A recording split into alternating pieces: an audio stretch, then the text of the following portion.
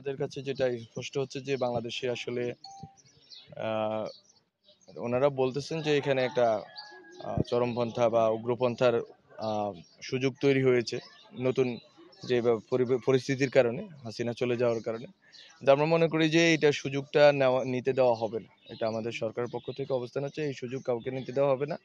বরং বাংলাদেশের যে গণতান্ত্রিক ব্যবস্থা আছে এই গণতান্ত্রিক ব্যবস্থা সুরক্ষা এবং গণতান্ত্রিক পদ্ধতি তে দেশ পরিচালনার ক্ষেত্রে আমরা খুবই বলিষ্ঠ ভূমিকা রাখবো এবং আমরা রেখেছিও বটে।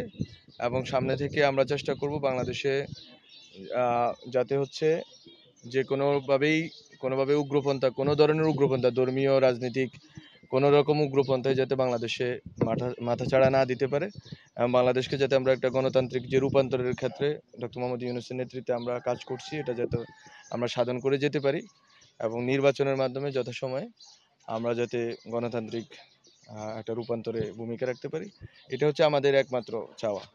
কোনোভাবেই উগ্রপন্থার অবস্থান বাংলাদেশে হবে না।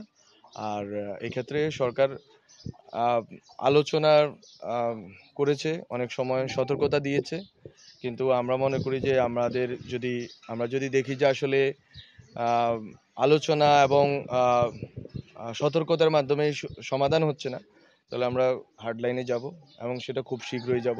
যদি আমাদের সেই পরিস্থিতি আসে এবং আমাদের কথা যদি বিভিন্ন কমিউনিটি যদি না শুনে এবং আমাদের সাথে যে ডায়ালগের সম্পর্কটা যদি রক্ষা না করে, একটা রাষ্ট্রের যেই সুযোগ অনেকেই পেয়েছেন, কিন্তু সুযোগের যদি সদ্ব্যবহার না করে যদি কেউ সুযোগের যদি দুর্ব্যবহার করেন এবং যদি সুযোগ কাজে লাগিয়ে যদি দেশকে অস্থিতিশীল করার চেষ্টা করেন, আমরা অবশ্যই হার্ড লাইনে যাব। ঠিক আছে।